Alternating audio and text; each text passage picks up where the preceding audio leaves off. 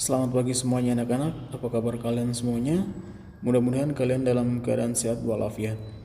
Hari ini pembelajaran kita muatan matematika tentang menyelesaikan masalah sehari-hari berkaitan dengan penjumlahan.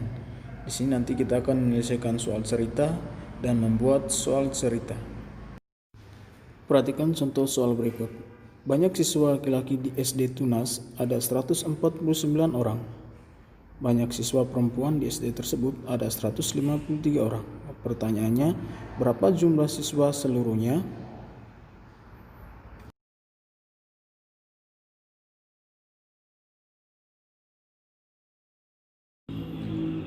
Untuk mengetahui banyak siswa seluruhnya dapat diketahui dengan melakukan penjumlahan dengan cara bersusun panjang ataupun dengan cara bersusun pendek. Agar lebih cepat mengetahui hasil jumlah seluruh dari siswa tersebut, kita akan melakukan dengan cara bersusun pendek.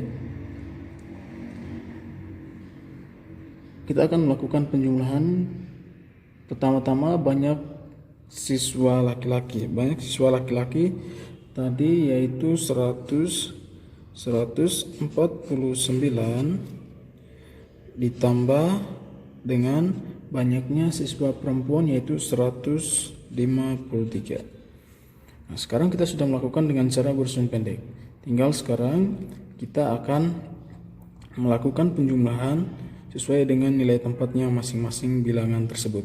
Sekarang kita akan mulai dengan tempat satuan. 9 ditambah 3. 9 ditambah 3 itu hasilnya adalah 12. Maka yang ditulis adalah 2. Satunya kita simpan di atas puluhan, di atas 4. Lalu puluhannya kita akan jumlahkan lagi. Pertama kita bisa lakukan penjumlahan terlebih dahulu antara bilangan 4 dengan 5. 4 ditambah 5 hasilnya 9. Dan jangan lupa ditambah dengan angka 1 yang tadi kita sudah simpan ya. Jadi 4 ditambah 5 sama dengan 9, lalu ditambah 1 hasilnya 10. Maka kita akan tulis 0. Simpan lagi 1 di atas ratusannya.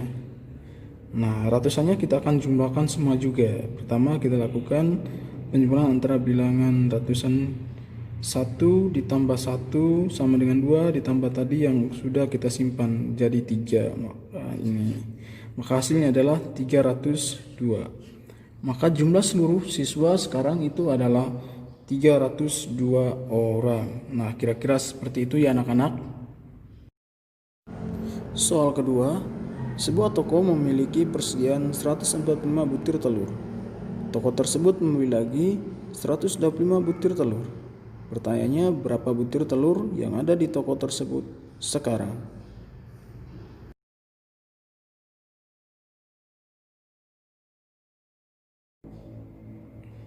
Sekarang penyelesaian soal yang kedua. Banyak telur mula-mula yaitu 145 ya, 145. Ini banyak telur mula-mula yaitu 145.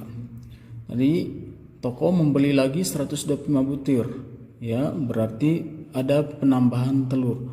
Mula-mulanya tadi telur ada 145, lalu toko membeli lagi 125 butir telur. Maka dilakukan penjumlahan. Toko membeli lagi sebanyak 125 butir. Nah, sekarang kita akan melakukannya atau untuk mencari hasilnya dapat dilakukan dengan cara bersusun pendek lagi. Nah, seperti ini. 145 ditambah dengan bilangan 125. Nah, sekarang kita akan menghitung atau mencari tahu hasil penjumlahan dari kedua bilangan tersebut. Antara bilangan 145 ditambah dengan bilangan 125. Ya, ini tadi soal cerita di mana awak mula-mula tadi telur ada 145 butir, tiba-tiba toko membeli lagi 125 butir. Maka berapa jumlah seluruh telur yang ada di toko tersebut sekarang? Nah, kita bisa lakukan dengan cara penjumlahan bersusun pendek seperti ini ya. Sekarang kita lakukan penjumlahan terlebih dahulu dari satuan. 5 ditambah 5 hasilnya 10. Maka yang ditulis adalah satuannya itu 0, maka 1 simpan di atas 4 seperti ini.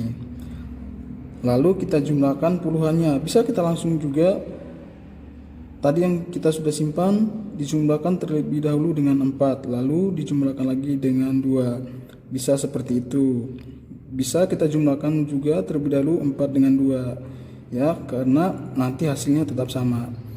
Sekarang kita mulai dari 4 dengan 2 dulu ya. 4 ditambah 2 hasilnya adalah 6, ditambah 1 yang tadi kita simpan hasilnya adalah 7. Sekarang ratusan. 1 ditambah 1 hasilnya adalah 2.